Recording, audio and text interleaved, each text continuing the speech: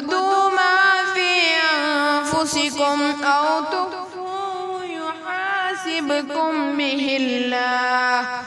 فيغفر لمن يشاء ويعذب من يشاء